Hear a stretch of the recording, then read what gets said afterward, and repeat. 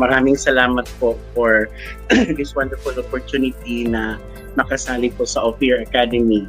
And nung unang in-introduce ito sa akin, I was a bit hesitant when we were talking about cryptocurrency kasi nung taong 2019 dito po sa Tagum City ay may isang malaking scam na nangyari dun sa mga investment and all.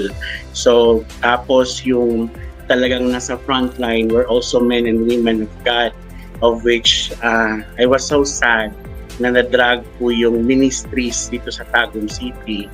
And ngayon medyo nakabalik na, and maganda na yung takbo. And when this was introduced to me, I was a bit hesitant.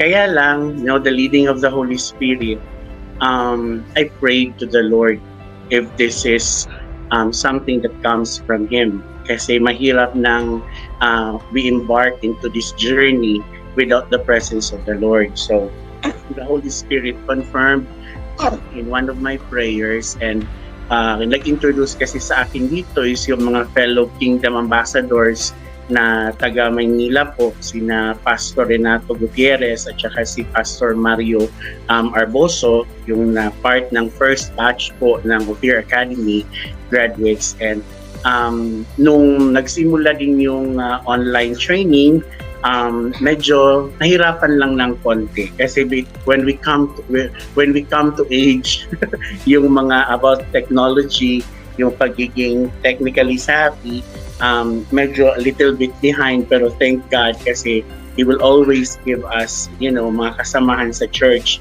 who would also assist us. So on behalf of our senior pastor sa Living Hope Temple of Praise Incorporated, Tagum City, si Reverend Wilfredo A. Carayon, we'd like to express our heartfelt gratitude po sa Ophir Academy, sa lahat po ng manggagawa po sa likod po ng Ophir Academy.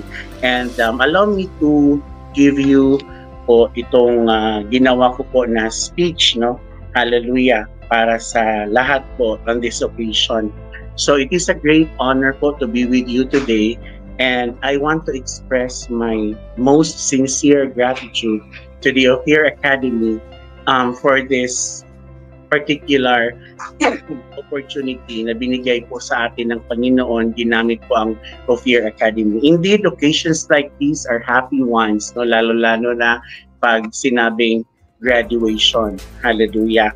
But the honor is heightened when it is respected by an institution like the Ophir Academy that is recognizing and appreciating the efforts that we have done along the way and our modest contribution to the world we live in.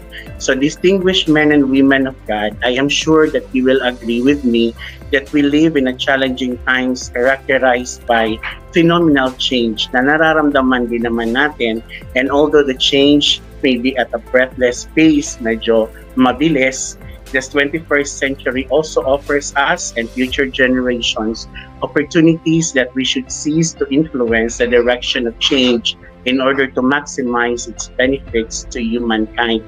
Lalong-lalo na tayo po ay manggagawa po, hallelujah, sa kaharian ng Diyos. The ability to influence events has always been the hallmark of any enduring civilization. And yun pang original talaga na assignment natin, to influence people in the kingdom of God. Throughout history, there have been changes that have propelled societies to a higher level of development. Some have been faster, and sometimes they have been accompanied by crisis and upheaval. Others have been gradual and peaceful. But whichever sort, we must manage and direct change so that we can move forward and maintain equilibrium within ourselves, our homes, and our societies, and in the ministry that is entrusted to us by God. We also need to influence change in a collectively beneficial manner. We need long-term vision and understanding of our society situation and the ability to motivate people to keep working for prosperity and peace. The people of modern Philippines know this very well because we have had such visionary leaders, lalong-lalo na sa spiritual side. in our country today, leaders and citizens are working together to transform it to a level where we can enjoy high standards of living. But tayo po ng mga men and women of God entrusted with the ministries na binigay niya sa atin, I believe that with the examples available and increasing collaboration with institutions such as Ophir Academy, that transformation will happen faster. I am glad to be talking about the power of leadership and knowledge in harnessing change to benefit humankind at Ophir Academy, where leaders in our field of endeavors are formed. We have the opportunity and even duty to use this exposure to influence people and events in our own society and our country, and to reach out to other parts of the world to create better and closer relationships. We must be always reminded of the instruction that Jesus gave to his disciples, and that includes us, hallelujah, in Acts chapter 1, verse 8. That we have to be a witness of him in Jerusalem, in Judea, and Samaria, and to the ends of the earth. To God be all the glory.